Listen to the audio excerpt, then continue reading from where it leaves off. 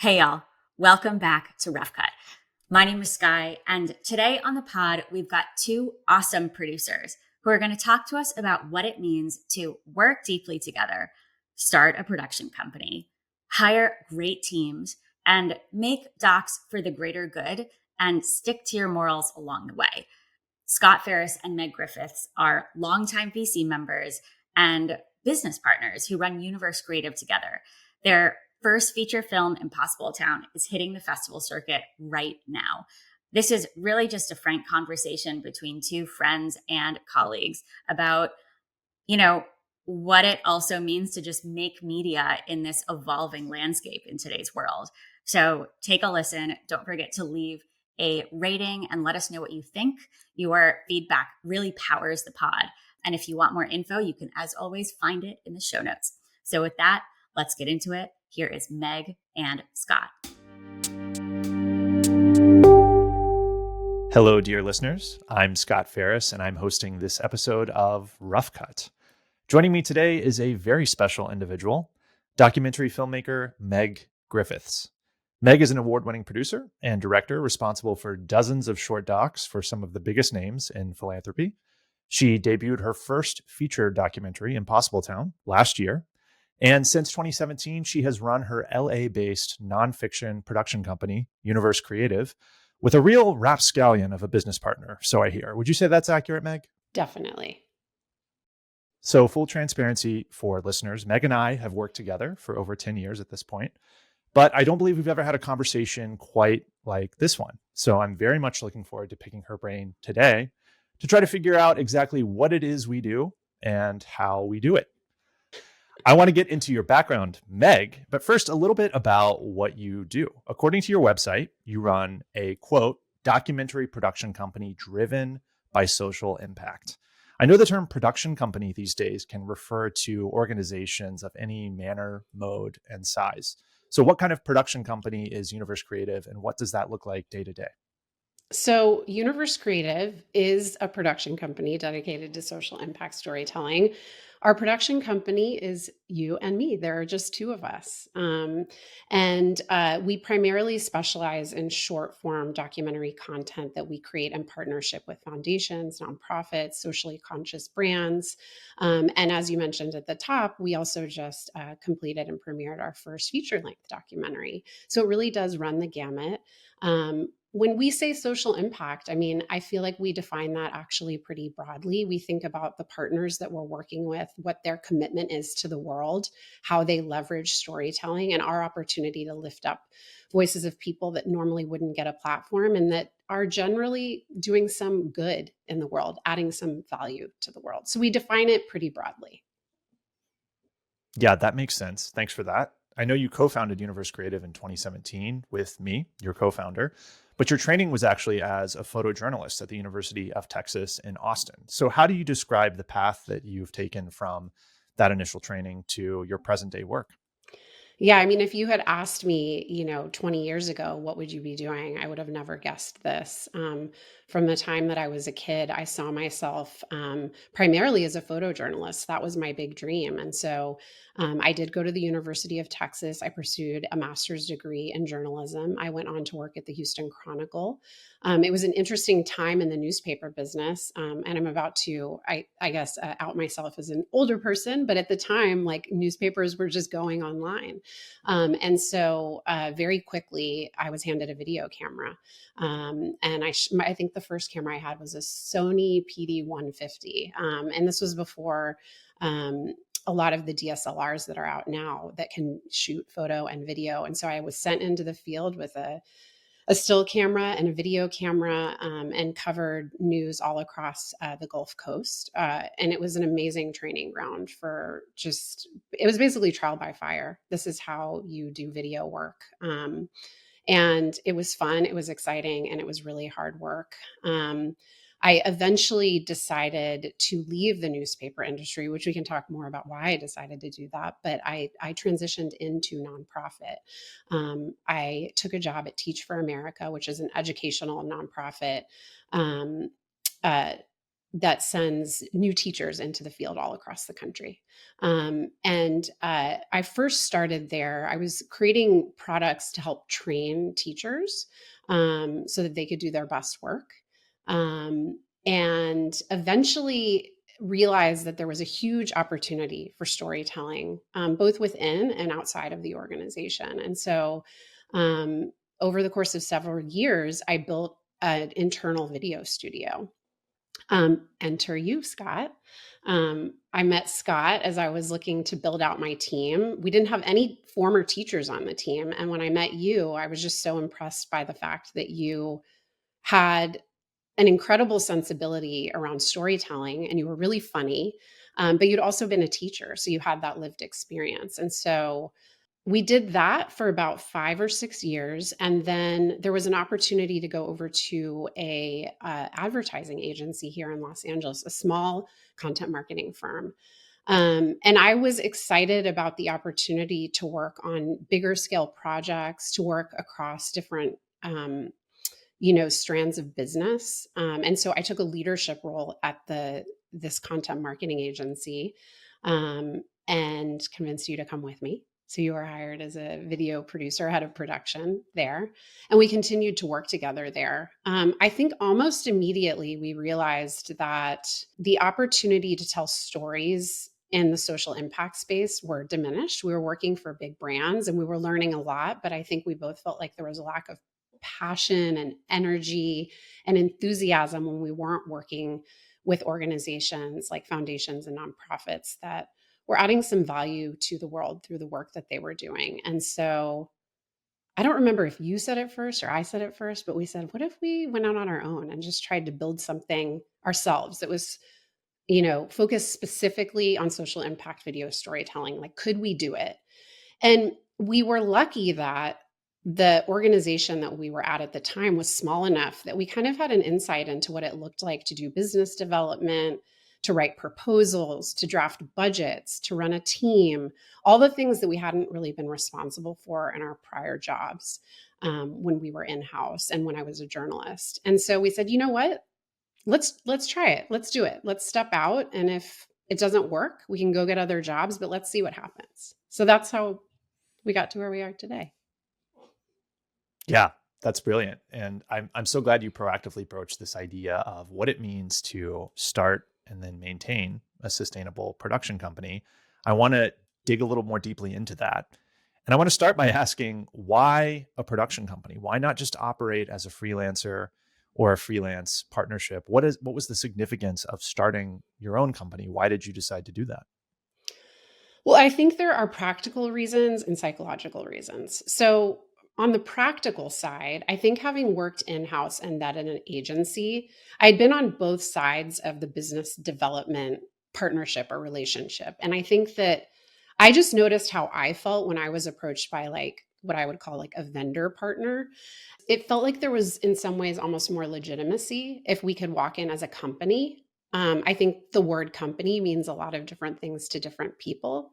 But I do think when I sat in a position where I was either selling services or hiring people, it felt like there was more infrastructure associated with the idea of a company. And so I think that in some ways it was kind of like psychological, trying to position ourselves not just as two individuals that are experts at doing a certain kind of work, but that we had infrastructure and support behind the work that we were doing, which is essentially what we created when we started the business. And I think, also for us psychologically, it was easier to walk into a room with a little bit more swagger and say, like, we run a production company. This is what we do. It is just the two of us, but we have all these capabilities and capacities. So it felt like calling ourselves a production company allowed us to walk into rooms at some of the largest foundations in the world and sell our services that way. And I think over the years, where like in the first 6 months, maybe it didn't feel like a production company, it very much has evolved into that. Yeah. And what you're describing isn't just semantic. There are also certain financial and logistical advantages, are there not? Absolutely. And I'm glad you raised that. I mean, I think that one of the first things that we did was we actually created a business plan, and we set goals for ourselves, and we set up an LLC, and we got an accountant, and we got a lawyer. And I think that over the years, as we've run into tricky situations in production or with clients, what we've learned is that having that infrastructure behind us has allowed us to operate much more seamlessly. And there are financial benefits to having the company set up that way. So I feel like in terms of just having protections around the work that we do, there's no question that it's advantageous. Yeah. I know that you've mentioned several times that the focus of Universe Creative's work is social impact storytelling. Has that social impact focus always been a part of the ethos and culture of the company? And if so, why? Wasn't there a concern that that might just limit the amount of work that we were able to take on? I mean, I think the why and how it's impacted us are two questions. So to answer the first, the why, I mean, I think that for us in our careers generally, I mean, you started as a teacher, Scott, and I started as a journalist. I think that we've both um, had a desire to leverage storytelling as a tool to make the world better at a really high level and in different ways. I think you were doing that with your students in a certain way. I was doing that as a journalist. And then we were certainly doing that together at Teach for America. And so I think the experience of working at the agency was really valuable because we saw what it looked like when we got too far afield from that idea. And we just saw that we weren't doing our best work. It wasn't what fueled us and excited us. I think for us, we do our best work when we're partnered to create things that add value to the world.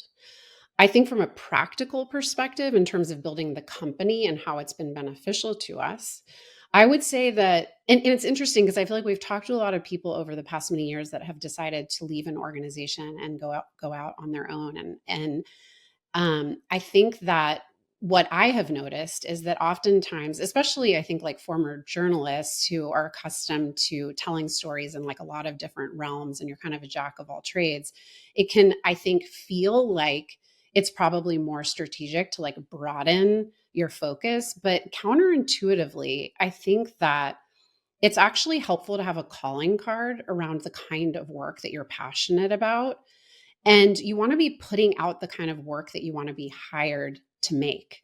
And I think it's easier in some ways to build those networks and relationships and to have that calling card if you have a clarity of vision around the kind of work you want to make. And for us, that's been social impact storytelling, primarily in the short form. Um, Primarily in short form. And so I think it's been easier for us to get referrals because people know what we do and how it works. And so there's never a question of like, well, would this be a good project for Meg and Scott? Because people say, if we're doing this kind of work, we know that they have a proven track record, they have a process for doing it, and we have seen like record of success in the work that they do. So I think it's actually really helped us, and it hasn't been limiting because I also think we have defined that term social impact pretty broadly. Well, speaking of those crucial connections and the network building component, how did you get work in those tenuous first months of running Universe Creative? I mean, we really leaned on our networks. We were lucky to have worked with so many incredible people in the many years before we started Universe Creative who left Teach for America and left the agency and left journalism to go on and run incredible organizations themselves. And so leaning into those networks, I think, was the thing that helped us the most. We tried to think really critically about how we wanted to talk about who we were and what we did and how it worked. And again, I feel like I just think about those early days when we were setting our vision and writing our business plan. We could come to a new client and say, this is who we are. This is what we make. This is how much it costs. And this is how we're going to do it. It's always helpful to walk into any collaboration with an idea and a vision for how you want it to play out and what role you want to play in it. So even though obviously we had insecurities, I think in those early years, I think we tried to walk into the room with as much confidence as we could. And I think so much of that came from our prior working relationship. I mean, it's hard for me to imagine having done this without you.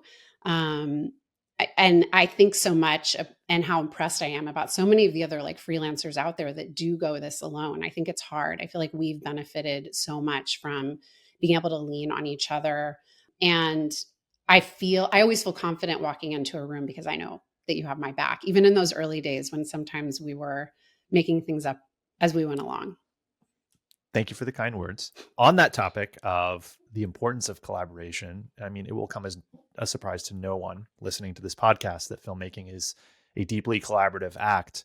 What do you look for in key collaborators? What characteristics are likely to cause you to work again and again with the same folks?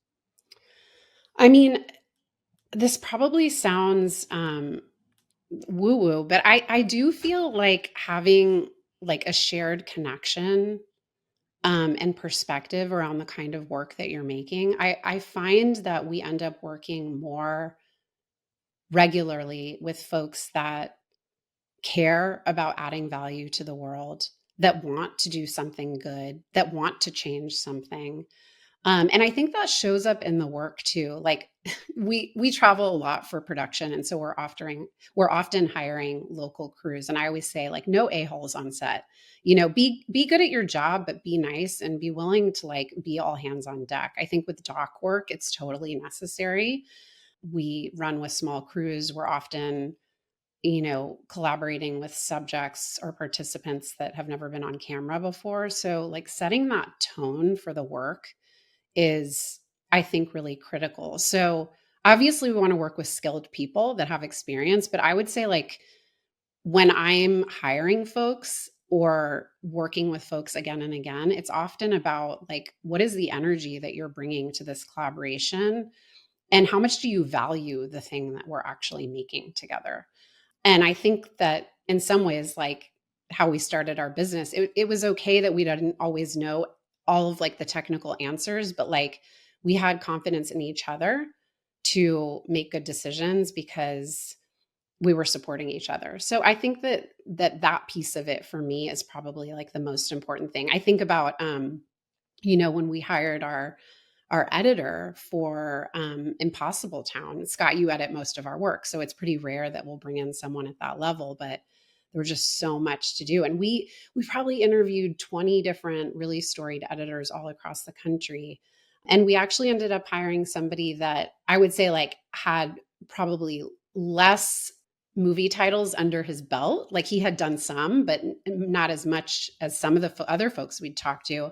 And I think what drew us to him was his interest in what we were making, his connection to the story. And he was a nice guy. And we continue to work with him today. So I feel like that's a great example of kind of what I'm trying to describe. I feel like we've repeated this often, but there's something to be said for being able to imagine yourself sitting in a room for hours on end with a key collaborator and enjoying that time, in addition to accomplishing whatever it is that you set out to accomplish. I want to emphasize this topic a little bit more because I know that this is often a source of disagreement between the two of us. I can sometimes become obsessed with the technical components of the filmmaking process. And you are often gently reminding me that it's actually the values piece and the relationships piece that are of utmost importance. I think history has proven that you are correct. But for a lot of folks like myself, that seems counterintuitive. Why are values and relationships more important often than technical competence? I mean, I think especially in a lane like documentary, storytelling, filmmaking, so much can go wrong. One of my closest friends, who's a big producer in Hollywood, always says producing is problems. So you're going to run into problems. You're going to break equipment. You're going to miss a flight. You're going to get rained on. Those things are going to happen. But the people that you decide to work alongside determine whether or not those experiences can still be positive ones.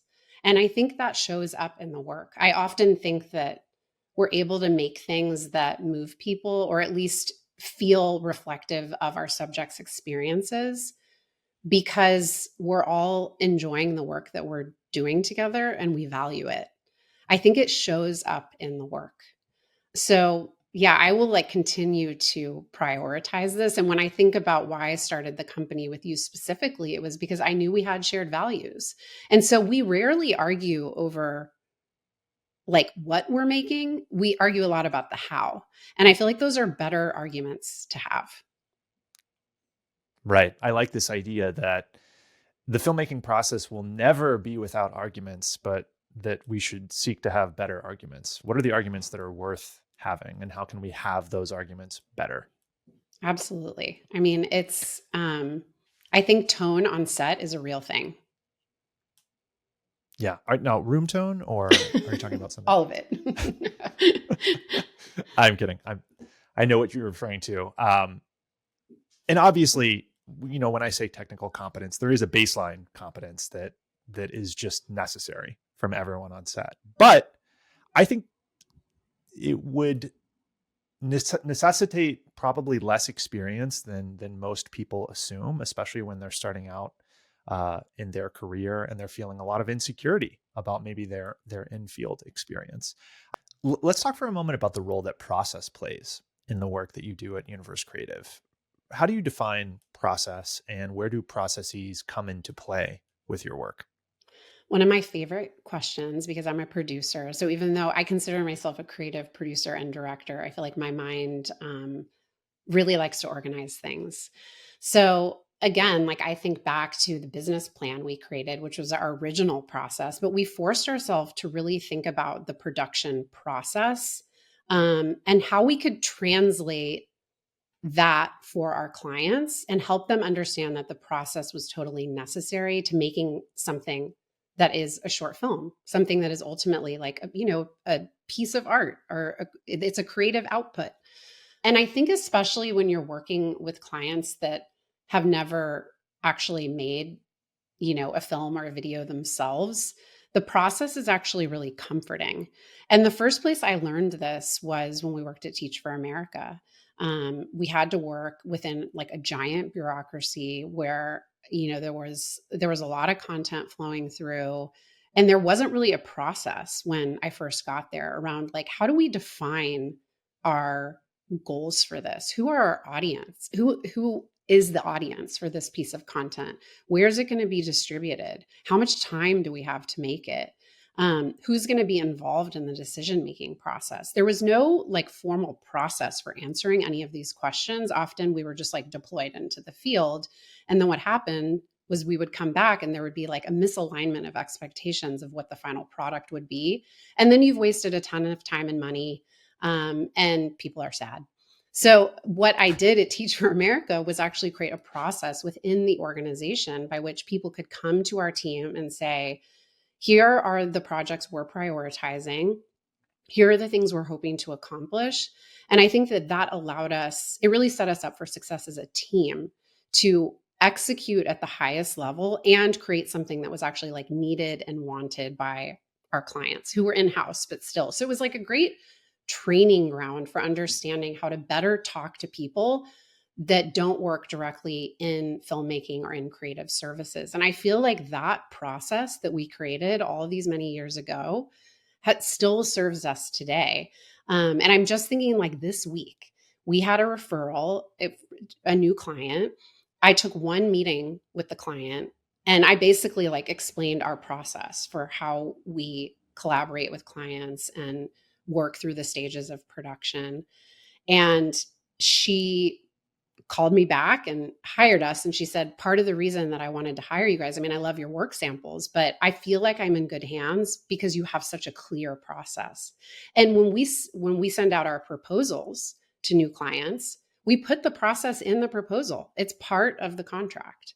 And the process has served us. It's served our clients. And I think it just minimizes the opportunity for like misunderstanding or misalignment through the process. Because the worst thing that can happen is you make something and then the folks that you are collaborating with, whether it be your participants or your clients or your other partners, say like, I didn't think that's what we were what we were making together. So it's the process like serves the final product in so many different ways. Yeah. Yet another example of a component that trumps the kind of technical excellence or aesthetic beauty that I so often find myself preoccupied with. So, yes, we're all trying to make beautiful things, but let this podcast be a reminder that clarity of communication, intentionality of process, and an investment in relationships based on shared values are just as important, if not more so. I've been in many conversations with filmmakers who have expressed a certain degree of frustration with difficult clients despite best laid plans. So, what do you do when things go awry, despite this emphasis on relationships and values and clearly communicated processes? Yeah, I would say that like the biggest challenge that I find in my work as a producer and as I would say like our client lead is when the client expectations are in tension with the creative. So I feel like in some ways that is the thing that like I'm always trying to avoid. How can we communicate more clearly via our processes, our deliverables to help the client or partner understand like what we're ultimately trying to achieve creatively?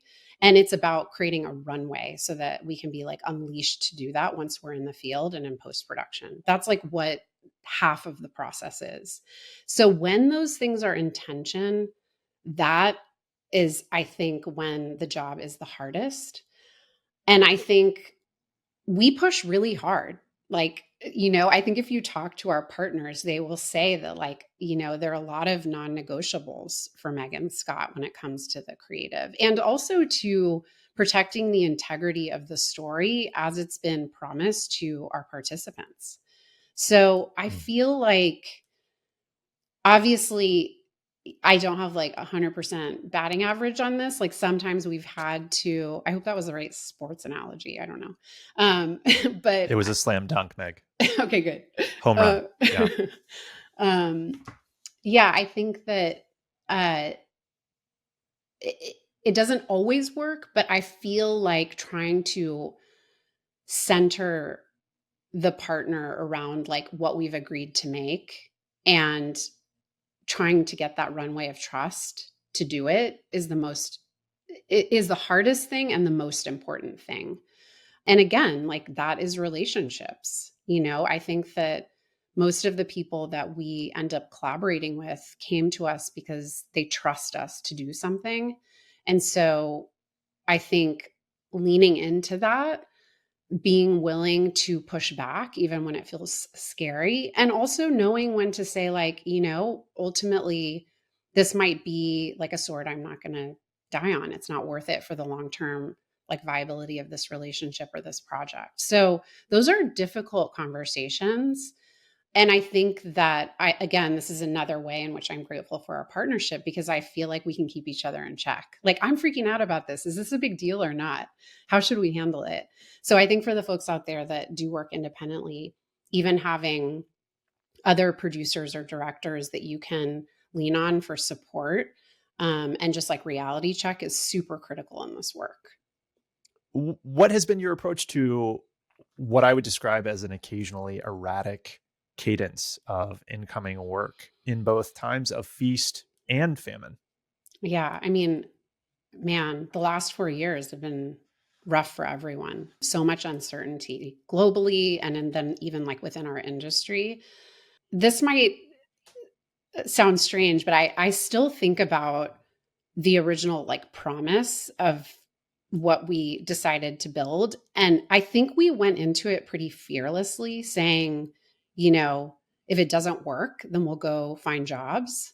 And I still tell myself that. I'm like, all I can do is step out on the ledge, take a risk, do my best work, and assume that more work is going to come in, even when it feels scary or it feels like maybe we don't have a lead or something didn't go the way that we want. I remind myself that it's more important to do my best work and keep talking to people and keep building the network. And I think that sense of not operating from a place of fear has really, really, really benefited us and the company. because we're not making concessions. I always remember that in year two, year one for us was actually really busy, but we weren't kind of doing the work that I think we wanted to do. It was all social impact, but some of it was like, I think some of the storytelling opportunities were not as deep as the ones we have today. And so in year two, we had a whiteboard in our office that said, this is the year of no. And so we practiced saying no to people. And I actually think that was really important for us because it meant that we were making the kind of work that we wanted to get hired to make and wanted to have the opportunity to make. Impossible Town came from that. I don't think we would have made the feature. So I think like being really busy is great, but also like being busy to what end and how is it actually furthering your career and pushing you towards the kind of work that you want to be known for making so that you can have those opportunities. And so I think that that is like counterintuitive, but I see all these ideas as really connected. This idea that you have to create space to like be the thing you want to be, that you have to advocate for yourself from a place of like confidence, knowing that you are capable and that you will learn along the way. And that operating from a place of fear like doesn't help anybody. And the truth is like anyone that's part of VC or that's like doing this work, like, you know, we're hardworking, we're smart, we're going to like figure something out.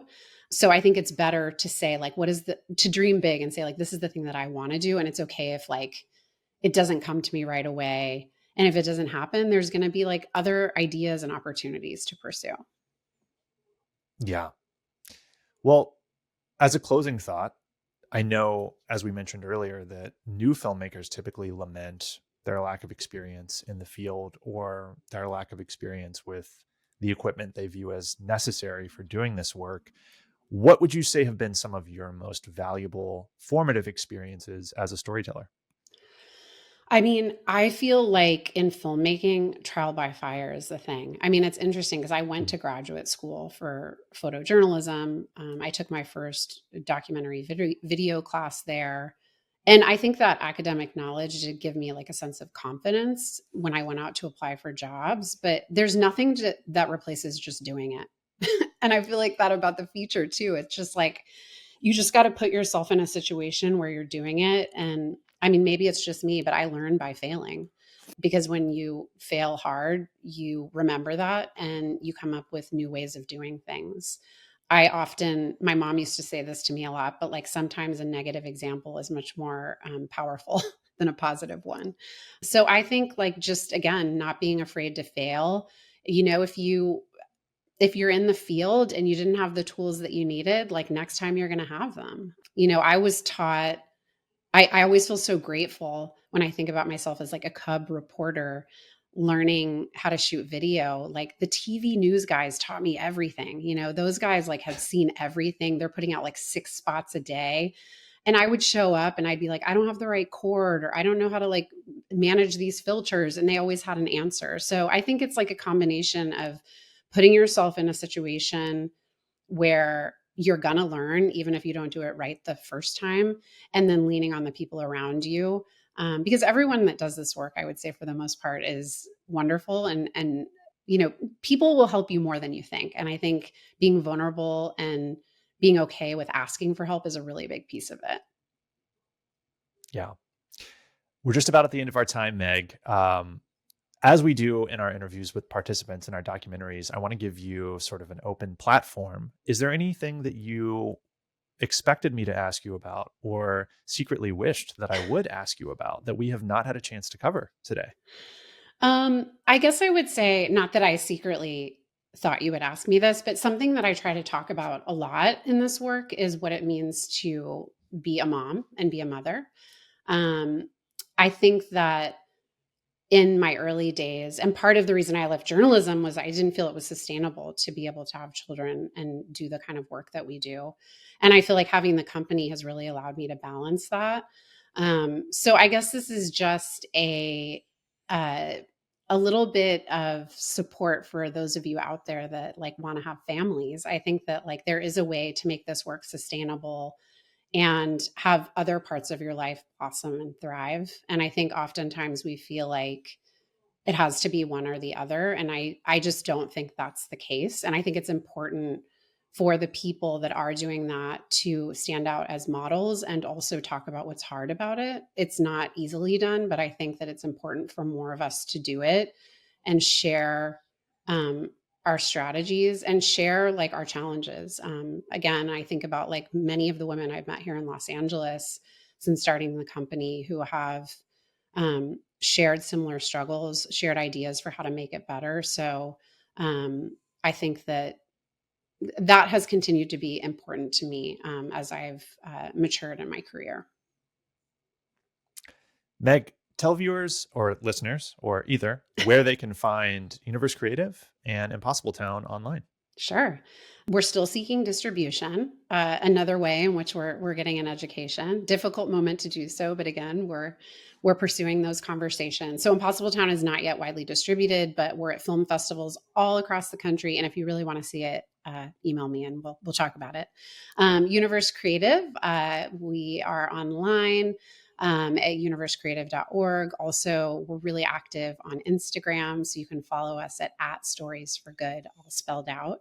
And we're here in LA, so we'd love to have coffee. Hit us up. Meg, thank you so much for being with us this morning. It was such a pleasure to speak with you. And I look forward to seeing you in the office in about 20 minutes.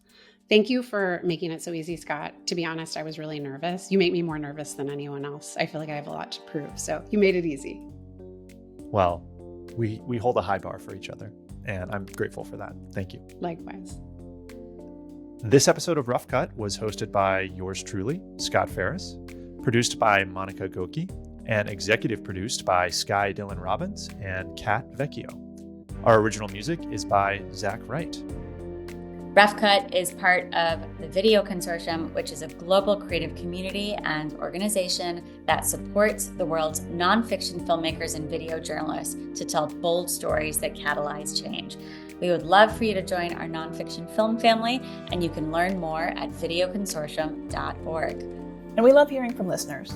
So if you would like to send us a note, you can find us on Instagram at Rough Cut Podcast, or you can send us an email at podcast@videoconsortium.org.